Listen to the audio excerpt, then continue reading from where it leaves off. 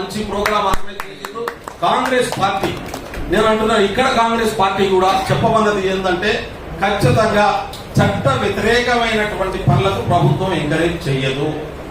ఇక్కడ police department కూడా అక్కడక్కడ అధికారులు తప్పు చేస్తే అధికారుల మీద చర్య తీసుకుంటుంది తప్ప చట్ట వ్యతిరేకమైనటువంటి పనులకు రాజ్యాంగ వ్యతిరేకమైనటువంటి చర్యలకు ఈ ప్రభుత్వం కూడా పూనుకోదు.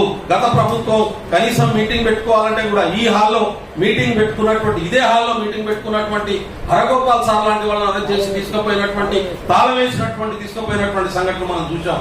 కాబట్టి ప్రజాస్వామ్యయుతంగా ప్రజల కోరిక మేరకు రాజ్యాంగబద్ధమైనటువంటి పాలన చేయాలనేటటువంటి ఆలోచనతోనే ఉన్నది.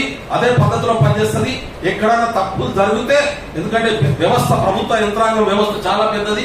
ఎందుకంటే ప్రతి ఒక్క అధికారి ముఖ్యమంత్రి కంట్రోల్లోనో హోంమంత్రి కంట్రోల్లోనో లేకుంటే డీజీపీ కంట్రోల్లోనో ఉండరు. ఎక్కడైనా తప్పులు జరిగితే కూడా ఇమ్మీడియట్ గా నిర్ణయం తీసుకొని వాళ్ళ మీద చర్య తీసుకోవడానికి కూడా మా ప్రభుత్వం సిద్ధంగా ఉంది తప్ప అనైతిక చర్యలకు సహకరించడానికి కాంగ్రెస్ పార్టీ ప్రభుత్వం ప్రజాప్రభుత్వం సిద్ధంగా లేదనేటటువంటి విషయాన్ని మీ దృష్టికి తీసుకురమ్మని మీ దృష్టికి తీసుకొస్తా ఉన్నాను. వెలైనాగా ఎట్లాగో ఖచ్చితంగా ప్రతి చట్ట వ్యతిరేక పనికి నేను ప్రజల తరఫున ఉంటాను. నేను కాంగ్రెస్ పార్టీలో ఉన్నా లేకున్నా మళ్ళీ చెప్తున్నా, నేను నా జీవిత కాలం అంతా కూడా మా పెద్దలు ఎట్లయితే కమిట్ అయ్యారో లక్ష్మణ్ ఎట్లా కంటిన్యూ నాకు నేను కూడా కమిట్మెంట్ పెట్టుకున్నా. ప్రజల పక్షాన ఉండాలి, కొట్లాడాలి. ప్లాట్ఫామ్ ఏదైనా ఉండొచ్చు, అక్కడ కాంప్రమైజ్ లేదు. అట్లా అని చెప్పి ప్రజా వ్యతిరేక ప్లాట్ఫామ్ల మీద నిలబడి కొట్లాడేటటువంటి సాహసం ఉండేది. నేను కంప్లీట్ గా మన ట్రైబల్ ఆర్గనైజేషన్స్ లో కాంగ్రెస్ పార్టీ సిద్ధాంతం సమానత్వం కాబట్టి దాంతో ఉంటున్నా.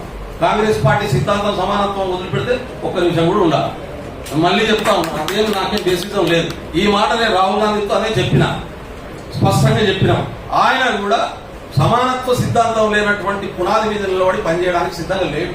అంటే కాంగ్రెస్ పార్టీలో ఫ్యూడల్స్ లేరా, పెట్టుబడిదారుల ఏజెంట్లు లేరా, బడా పారిశ్రామిక ఉన్నారు, దుర్మార్గులు ఉన్నారు, మంచోళ్ళు ఉన్నారు, చెడ్డోళ్ళు ఉన్నారు. కానీ పార్టీ సిద్ధాంతం అంతిమంగా సమానత్వం వైపు నిలబడేటటువంటి లక్ష్యాన్ని కలిగి ఉన్నది. దాని ద్వారా అధికారం వస్తున్నప్పుడు వాడుకుందామని చాలా మంది వస్తున్నారు, వాడుకుంటున్నటువంటి పరిస్థితులు కూడా ఉన్నాయి.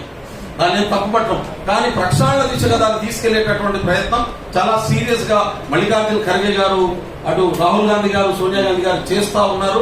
అందుకనే దేశవ్యాప్తంగా ఆదివాసీల హక్కులో 5-6 షెడ్యూళ్ల రాజ్యాంగం ఇచ్చినటువంటి హక్కుల అమలులో ఖచ్చితంగా మీరు చేసేటటువంటి పోరాటానికి మా చేతోడు వాదోడుగా మీతో ఉంటామని చెప్పి తెలియజేస్తూ ఈ అవకాశం ఇచ్చినటువంటి పెద్దలందరికీ నమస్కారం తెలియజేస్తూ ముగిస్తాము.